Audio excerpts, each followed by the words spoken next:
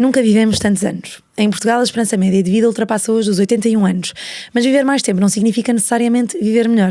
A medicina evoluiu, conseguimos tratar doenças que antes eram fatais, mas ao mesmo tempo aumentaram as doenças crónicas, os problemas metabólicos, a obesidade, a ansiedade, a inflamação e a fadiga. Então a pergunta é, estamos só a prolongar anos ou estamos realmente a ganhar qualidade de vida? Hoje vamos falar sobre o que é que realmente influencia a forma como envelhecemos com a professora de Bioquímica e investigadora Conceição Calhau. Bem-vinda.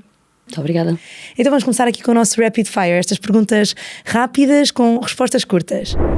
Hoje vive-se mais, mas vive-se melhor? Não. Vive-se mais, mas não se vive melhor. Aliás, somos o país da OCDE com menos anos com saúde após os 65 anos. E o que é que envelhece mais depressa? O açúcar. O maior mito moderno sobre a alimentação saudável? Qual é? O próprio conceito do que é alimentação saudável. O intestino é mesmo o segundo cérebro? É o mesmo cérebro. O hábito mais importante para envelhecer melhor? Exercício físico. Professora, se calhar começava precisamente por falar nisto, não é? Nós já vimos aqui que a esperança média de vida tem aumentado e, portanto, vivemos mais, mas realmente será que vivemos melhor? Ou seja, isto é significado que somos mais saudáveis e que vivemos com mais saúde ou nem sempre? Nem sempre, até porque os números, as métricas têm mostrado, o próprio Sistema Nacional de Saúde está, de facto, com muito mais crises, porque temos pessoas a viverem mais anos, mas não propriamente com saúde. São as doenças crónicas não comunicáveis, são os números da obesidade e, portanto, de facto, nós conquistamos mais anos, mas não conquistamos ainda mais saúde. O que também significa o grande desafio de hoje da medicina, ou seja, o desafio da medicina até hoje foi, de facto, aquilo que é o envelhecimento 2.0, portanto, o envelhecimento 1.0 é morrermos com 40 ou com 50 anos. O envelhecimento 2.0 é aquele que nós temos mais anos de vida, mas agora é que esses anos sejam com saúde. E daí todas estas discussões sobre a longevidade ou aquilo que é o envelhecimento saudável, estamos agora a ter uma consciência maior de que se antes aquilo que vivíamos, se calhar não íamos ter consequência de não cuidar da saúde porque morríamos aos 50 anos, hoje, como vivemos mais anos, temos a consequência de mais anos de maus hábitos. Sim, esta parte é importante. Hoje em dia é isso, já aceitamos e já esperamos viver até aos 70, 80, 90, mas mais importante do que viver até lá é viver com qualidade de vida, com autonomia, de conseguir subir as escadas, brincar com os netos ou com os amigos, não é? O que é que nota que mais tira a qualidade de vida aos portugueses? O que é que acha que tira mais qualidade de vida aos portugueses? A carga de doença, que de facto é exatamente como diz, até a própria mobilidade, a autonomia. E é importante nós compreendermos alguns números, porque no século passado, e não estamos a falar há muitos anos quanto isso, em 1950, e para muitas pessoas hoje, claramente ainda estão vivas e com saúde, mas nos anos 50 a esperança média de vida em Portugal era de 55 anos. Sim, não foi assim há tanto tempo. Portanto, na realidade, nós ganhamos mais 30 anos em cima. E se pensarmos, por exemplo, na saúde da mulher, é curioso, nós hoje tanto ouvimos falar da menopausa, exatamente porque se morríamos com 51 anos ou 53, como se vivia nos anos 50, portanto a morte da mulher era praticamente na menopausa, hoje temos uma vida pós-menopausa e por isso tanto se discute a questão da longevidade também no caso da saúde feminina. Sim, as problemáticas são outras, não é? O facto de envelhecermos também traz outros problemas e outras realidades que se calhar durante muitos anos não foram abordadas, isto da qualidade de vida, isto da autonomia, do desporto, e isso também faz com que atualmente esta conversa sobre o que é ser saudável e sobre qualidade de vida esteja em todo o lado nas redes sociais, não é? Isto de ser saudável, os reels que falam das maratonas, de ser fit, do que é comer saudável,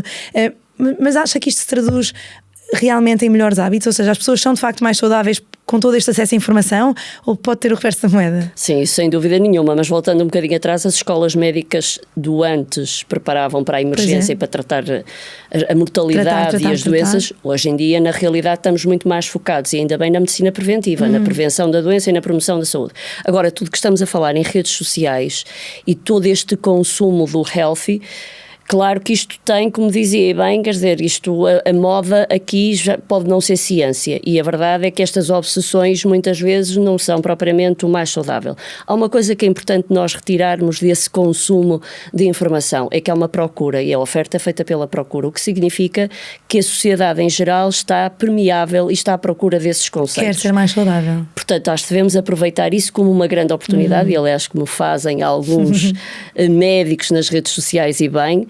Agora, o que nós temos é que compreender que se calhar também há outra lição que devemos tirar deste consumo das redes sociais, que é o exemplo. Muitas vezes nós falamos hoje de que há falta de literacia em saúde ou falta de literacia na área alimentar, mas a verdade é que eu acho que mais importante é dar o exemplo. E as pessoas que consomem as redes sociais é um bocadinho para ficar igual a alguém, eu vou copiar. Portanto, o coping, aquilo é muito...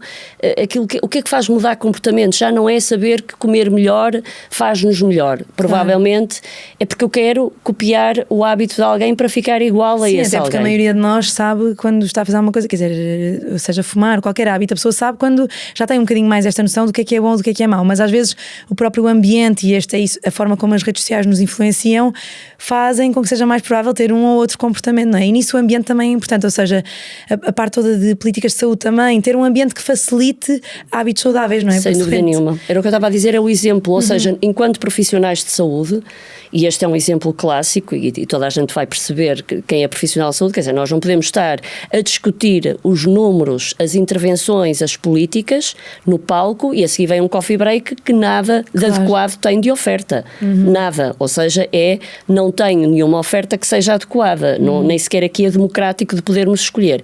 E, portanto, nós temos que ser coerentes. Consequentes, mas coerentes. E por isso é que eu dizia dar o exemplo. E realmente já o ditado popular é olha para o que eu digo e para o que eu faço. Não pode ser olha para o que eu digo, mas não olhes para o que eu faço. Eu acho que se toda a gente der o exemplo, já é um enorme passo nesta área. E as crianças também são um brilhante exemplo, não é? Nós podemos dizer para não fazerem alguma coisa, mas elas acabam por mimetizar, por copiar um bocadinho aquilo que veem os pais fazer, não é? Mas isto das redes sociais também me interessa porque eu acho que durante anos foi um bocadinho subvalorizado e isso é de, não é, influencers. Exatamente. Então na área da saúde e na área da ciência é muito de isso, não é o espaço dos médicos, isso não é o espaço dos profissionais de saúde, quer seja de nutrição, bioquímica ou o que for, e portanto isso aí é de quem não tem quem não tem estudos na área, mas na verdade o que se vê é que realmente é onde as pessoas procuram informação. Isto também faz com que de repente haja muita desinformação, não é? Porque realmente há muitos medos, o medo do glúten, o medo sei lá, as modas das águas alcalinas, há tantos medos e tantos mitos que também vêm daqui. Vê isso, ou seja, vê isso também como uma ameaça, este risco da desinformação e destes medos e coisas, verdades absolutas. É uma ameaça, mas de facto temos que criar aqui a oportunidade e como disse bem, quer dizer, nós também temos o ditado popular de se não te consegues vencer, não é? Tens que te juntar a eles e aqui no fundo é termos esse lugar e não é um lugar menor, porque esse é de facto o grande preconceito que os profissionais de saúde não podem estar onde está a sociedade. Se a sociedade está ali, é ali que temos que estar. Não é falarmos sempre para dentro. E esse é o grande erro. As nossas bolhas académicas. Exatamente. Esse é o grande erro. Portanto, a transferência do conhecimento para a sociedade temos que saber qual é que é a melhor metodologia e de facto as pessoas que consomem isso temos nós que ter esse tempo. Claro que do ponto de vista médico eu percebo, até porque temos que criar também nas carreiras médicas o tempo para eles poderem fazer isso, porque senão têm que se desdobrar e lá está, nós somos muitas vezes hipócritas, que é não termos o meio que seja permeável e permissivo a que sejam oportunidades para os médicos poderem também ter este papel na sociedade. Mas isso é um ponto super interessante porque realmente isto não é visto como uma parte importante da carreira médico ou mesmo nutrição ou qualquer outro elemento, acaba por depender muito da boa vontade e do tempo e de quase um trabalho pro bono, não é? Quando realmente nós sabemos que aquilo que as pessoas consomem nas redes sociais, na televisão, se isto tem impacto, então temos de garantir que profissionais que têm acesso à informação, que têm esse, não é? Que fizeram um percurso todo de estudo, que também estão lá e que têm tempo para estar lá, não é? Isso é um bem de saúde pública, ou seja, no caso da Margarida, naquilo que é consulta, é de 1 para 1, aquilo que é a informação que leva ao seu paciente, agora estando nas redes, obviamente que vai chegar a muito mais pessoas e portanto é um papel importante do ponto de vista da saúde pública e por isso nós temos que deixar o lugar do preconceito. Exatamente, no caso, os profissionais de saúde são muito elitistas, nós só falamos em congressos, nós só escrevemos sempre artigos científicos. Com jargão. E, portanto, depois não nos podemos queixar que as pessoas, por exemplo, no caso da medicina e da medicina geral familiar, se calhar ainda mais, as pessoas já chegam com diagnósticos, com intervenções e, portanto, se nós queremos estar exatamente onde as pessoas vão procurar isso, temos que lá estar. Nós não podemos também, o que aliás é muito típico do português, que é o fado, não é? Temos sempre que nos vitimizar e, por outro lado, a inveja. E, portanto, nós temos que deixar esses lugares e temos que ser mais eficientes. E na área da alimentação, eu acho que há aqui um fascínio específico e realmente há muitos mitos e muitas modas nas redes sociais, e até tem um livro que também fala um bocadinho sobre estes mitos todos que existem, não é? Porquê que acha que há tanto interesse nisto da alimentação? Agora também o intestino, não é? Tudo vai dar ao intestino e à imunidade. Há de facto uma revolução científica e vamos sabendo cada vez mais? Ou o que é que torna isto tão interessante para a população? Em termos de alimentação, eu acho que é a noção clara que as pessoas têm que a alimentação se relaciona com a saúde. Se não for mais, a Covid-19 veio mostrar isto. Quem estava mais vulnerável acabou por ter quadros mais severos. Portanto, alguém que tinha hipertensão, dislipidémia ou obesidade, mas estava controlada farmacologicamente, na verdade vem um agente infeccioso novo e aquilo torna-se uma catástrofe porque os quadros estão severos. Portanto, há uma noção mais clara de também o sistema de saúde não é suficiente para todos. Portanto, o melhor é eu estar bem de saúde, é eu cuidar de mim. Então, o melhor é realmente fazer a prevenção da doença e a promoção da saúde. E a alimentação, estar ligada a isso, as pessoas têm muito essa noção e de facto procuram muito esses conhecimentos. Nós, se olharmos para trás para o século passado começa exatamente com doenças associadas às vitaminas. Portanto, a descoberta das vitaminas no início do século passado é que começa as ciências da nutrição, que depois as ciências da nutrição morrem ali nos anos 40, 60, vem muita biologia molecular, porque na realidade o escorbuto ou o beriberi, isso foi tratado. E depois vêm as doenças infecciosas, daí a evolução da medicina com os antibióticos e com as vacinas. Mas depois, de facto, as ciências da nutrição começam outra vez a ser necessárias com os anos 70, 80, com a doença cardiovascular, com o risco cardiovascular, com todas estas doenças de hoje que são o acumular de maus hábitos também alimentares. E mais da perspectiva do excesso também, não é? E se viemos de um lugar de déficit, então durante muitos anos a coisa do excesso e da abundância é isso, foi visto como uma coisa positiva e encontrar este equilíbrio nem sempre é fácil. E aqui o ambiente também, lá está, mais uma vez tem um grande impacto, porque era isto que dizíamos, as pessoas já vão sabendo, quer dizer, já percebem que é isso, comer legumes, vegetais é importante, já vão sabendo, mas o que é que acha que torna tão difícil mudar hábitos, não é? Se todos vamos tendo mais acesso à informação, se há mais literacia, porque é que é tão difícil mudar hábitos e ainda é uma coisa que demora? O mudar hábitos tem a ver, por um lado, as pessoas não terem a noção do agudo, não é? Eu se como muito mal durante 1 ano ou 2, provavelmente não vou morrer logo a seguir, portanto isto tem a ver com a cronicidade. E por outro lado é a questão de uma ligação afetiva à parte alimentar.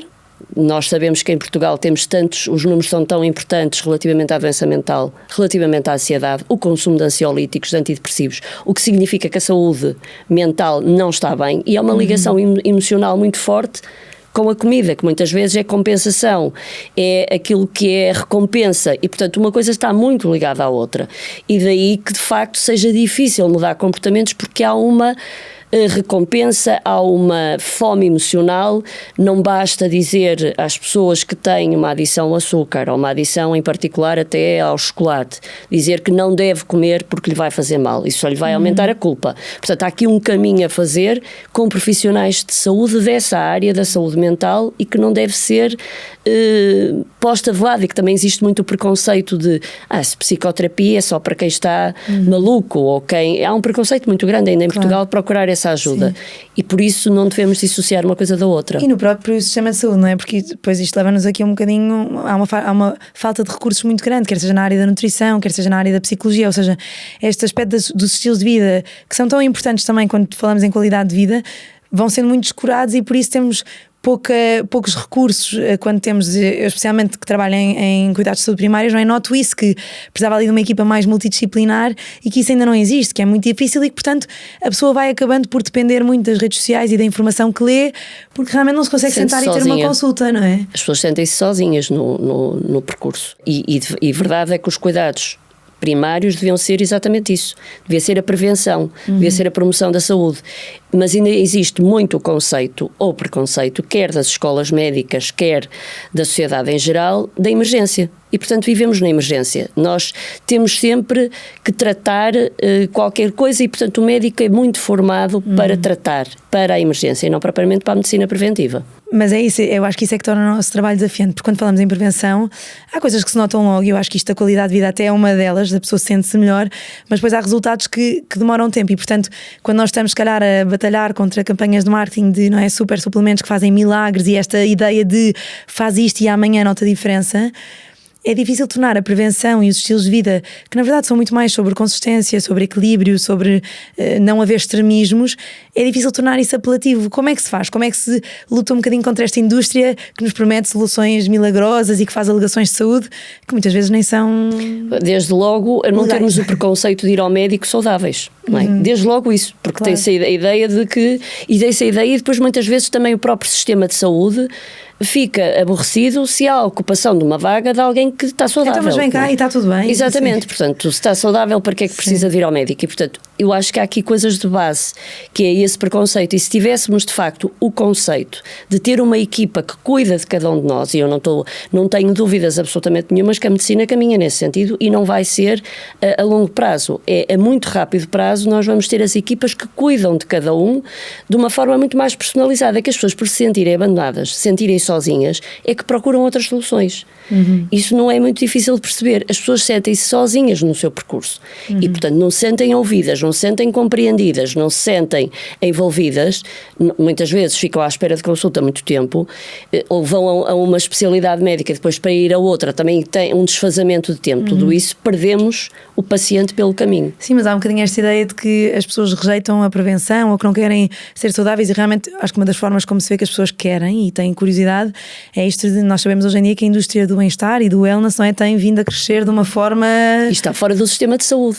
E nós temos que perceber que essa indústria devia estar dentro do sistema de saúde. Sim. É uma indústria paralela. Mas ao mesmo tempo é isso, eu acho que há um lado bom e um lado mau dessa indústria, porque há de facto um lado, é isso que é bom e que olha para os estilos de vida e para o desporto e para a alimentação, mas depois também há este lado, não é, de respostas milagrosas e muitas vezes também desta desinformação sobre o que é realmente, o que são realmente os hábitos saudáveis, não é? Associamos a muitos gadgets e muitas coisas que é preciso comprar, quando às vezes também o menos e a simplicidade de olhar para a pessoa, de ouvir a sua história clínica, de voltar na alimentação, vê-se muito isto, que às vezes uma simplicidade na alimentação é realmente saudável e não precisa de ser muito complicado e muito difícil de pôr em prática. Sobre a alimentação, por isso é que eu dizia que o que é que está, ou qual é o maior mito, é o próprio conceito de alimentação saudável, que aliás já tem alguma resistência a utilizar esse conceito, alimentação adequada, porque o saudável já se tornou completamente corrompido. O que é saudável? Na maioria das vezes nem reconhecemos o que as pessoas comem. Quando nós temos o jornalista americano Michael Pollan, que escreve muito sobre isso e que no fundo ele é jornalista, não é da área da nutrição, mas ele escreve: nunca coma nada que a sua avó não reconheça como alimento, agora se calhar bisavó. Porque na realidade é isso, muitas vezes quando as pessoas descrevem o que comem, das duas uma, ou não querem saber sobre a alimentação e de facto aquilo é muito desequilibrado, ou então quando têm uma preocupação, aquilo há bandeiras vermelhas que se levantam logo na primeira ou na segunda frase, porque comem coisas estranhas. Portanto, a alimentação, a dieta mediterrânica que tanto falamos em Portugal, mas temos de ter a noção de que a adesão à dieta mediterrânica em Portugal é muito baixa. Sim, nós achamos que estamos protegidos quase, não é? Exatamente, há 10 anos atrás, que são os dados que temos do Inquérito Alimentar Nacional, mais de 80% da população portuguesa não fazia não tinha adesão à dieta mediterrânica boa. E o que é isto? Se nós refletirmos bem, o que é o prato dos portugueses? A maioria das vezes é metade arroz, batata ou massa e a outra metade carne ou peixe. E depois tem uma alface e um tomate. E depois, exatamente, umas cores ali de uma alface e de um tomate, que as pessoas muitas vezes dizem logo, assim como salada, mas isso não tem quase fibra nenhuma. Onde é que estão as leguminosas? Onde é que estão os hortícolas sem ser alface? Portanto, a verdade é que perdemos esses hábitos e temos uma alimentação muito monótona. É muito amido, muito açúcar e muita proteína de origem animal. Sim, mas tocou aqui num ponto importante que é este conceito de saudável, não é? Do que é que realmente é, porque às vezes vemos as pessoas exaustas e cansadas a tentarem seguir todos os passinhos e estas regras de ouro que lhes dizem. E eu acho que complicar um bocadinho isto de que é ser saudável e do que é prevenir doença, não é? É fazer este ritual todo e os detox e uma data de regras que nos vão dizendo que, ok, se fizeres isto é saudável, mas depois na verdade, até que ponto é que a saúde é uma coisa... Não depende só das nossas... Ou seja, a pessoa tem de se sentir bem e sentir saudável, não é? E portanto tem de haver aqui também... É uma obsessão. É isso, esse lado obsessivo perde um bocadinho o propósito. Aliás, não é? o livro do Deixemos de Tretas, a primeira versão do título era mesmo a obsessão ou a doença do saudável, porque na verdade isso já não é saudável, é o extremo. Claro que do ponto de vista emocional já denota desequilíbrio. Depois, por outro lado, é de facto uma alimentação cheia de coisas estranhas, mas que lhes falta o essencial. E nós vivemos numa abundância, e a verdade é que a Direção-Geral de Saúde todos os anos nos vem dar os números de excesso do consumo de açúcar, de sal e de gordura, mas acho que cada vez é mais importante termos uma informação sobre o que é que não estamos a comer. Não é o que é que estamos a comer a mais, é sobretudo o que é que não estamos a comer. Porque se eu informar o que é que não está a comer, por um lado é positivo, porque diga a alguém que vai ter que comer mais determinadas coisas, e por outro lado, por defeito, deixa de comer aquilo que está em excesso. Sim, estamos sempre muito focados no proibido e não estamos focados em dizer, olha, não está a comer os brócolos, o feijão, o grão, as ervilhas. Portanto, há muita coisa daquela alimentação que não existe. E, portanto, muitas vezes a fome também é o corpo a dizer, não está a comer uma série de nutrientes que precisamos. Sim, isso é muito engraçado, porque eu acho que agora, como tenho 2 filhos pequenos, penso muito sempre faço pontos entre a parentalidade, ou seja, entre a forma como falamos com as crianças e com os adultos, e realmente nas crianças nota-se muito isso, que é, se eu estou sempre a proibir, aquilo acaba por não funcionar. Eu acho que os adultos é igual, se na consulta eu estou sempre a dizer, não pode comer isto, não pode comer aquilo, não pode, a pessoa sai de lá até um bocado... Proibido é obedecido sempre, não é? Exatamente, enquanto que se falarmos mais sobre aquilo que pode e deve incluir, olha, para mim é mesmo importante que é isso, que inclua legumes, e isto é uma coisa que lhe faz bem, a fibra, a água, não é? Vai ficar saciado. Claro, e automaticamente vai... Sim. Quando me perguntam qual é a quantidade, eu normalmente, ou até se falar em calorias, obviamente a resposta vai ser a mesma, eu não tenho... As prioridades são a qualidade do que comemos, a hora a que comemos e, obviamente, fazer atividade física e exercício físico. Porque se eu tiver estes três ingredientes, se eu comer de boa qualidade, na hora correta e se fizer exercício físico, a fome, a saciedade está controlada. Claro. Portanto, a questão da quantidade vem por arrasto, vem por acréscimo. Portanto, nunca é uma prioridade o quanto as pessoas comem, mas sim que coma de melhor qualidade e que de certeza vai ficar mais saciado. Que hábitos é que nota que são assim mais importantes para realmente, para um conceito de, ou seja, para a pessoa se sentir bem e ter mais qualidade de vida? E é isso, não só aquele conceito livre de ser saudável é a ausência de doença, não é? A pessoa realmente ter qualidade de vida. Bem, sem dúvida nenhuma, são estes 3 pilares. É a qualidade do que eu como, a hora a que como e o exercício físico. Quase que podemos dizer, assim, de uma forma mais simples, que é comer metade, mexer o dobro, rir o triplo, dormir ainda melhor. Acho que são boas mensagens para as pessoas também conviverem melhor com toda esta área, porque hoje em dia, de facto, há uma má relação com a comida.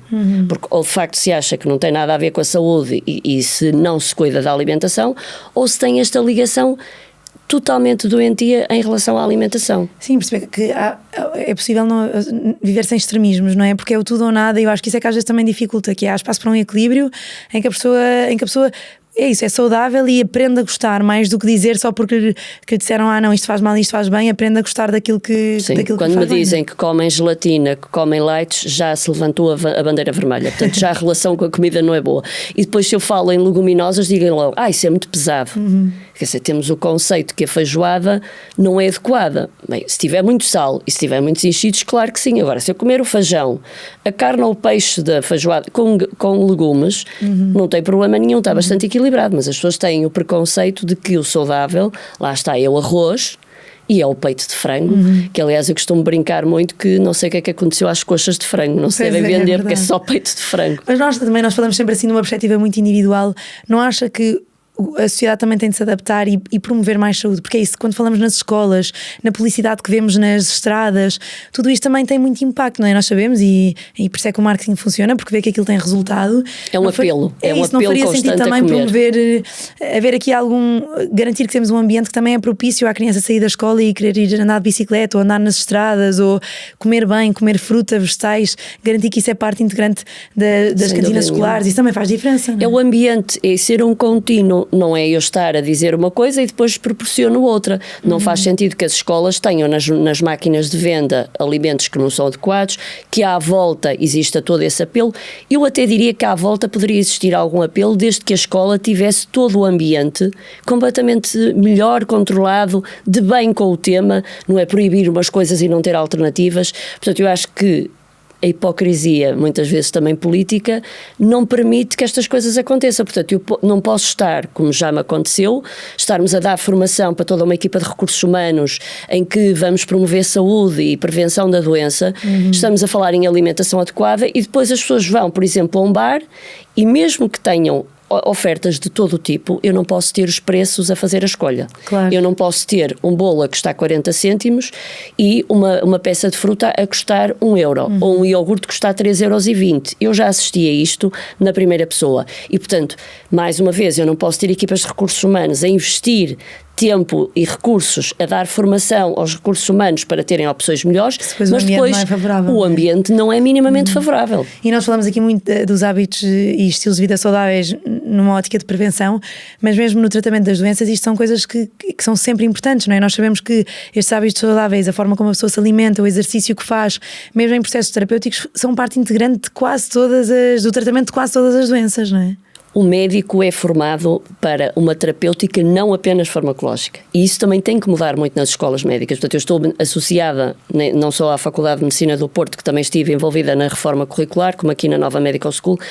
O médico tem que estar bem formado para a terapêutica ser em associação. Não é só o fármaco, não é só a alteração dos estilos de vida. Se tiver que ser em associação, é em associação, e essa associação é exatamente para potenciar os efeitos. Não faz sentido estar a dar um fármaco para controlar o colesterol e continuar a ter hábitos alimentares que induzem a síntese endógena de colesterol. Está a diminuir até a própria eficácia da terapêutica que o médico está a prescrever.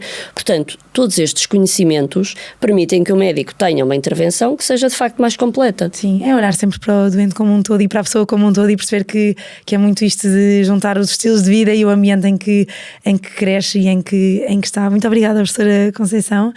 Hoje percebemos uma coisa importante. A longevidade não é tentar parecer eternamente jovem. É conseguir viver mais tempo, com autonomia, clareza, mobilidade e qualidade de vida. E talvez o verdadeiro anti-aging esteja nas escolhas pequenas, repetidas, consistentes e possíveis ao longo de toda a vida. Obrigada a quem esteve connosco em mais um episódio do Top of Mind, o podcast da Vial, onde a saúde tem a palavra. Até ao próximo episódio.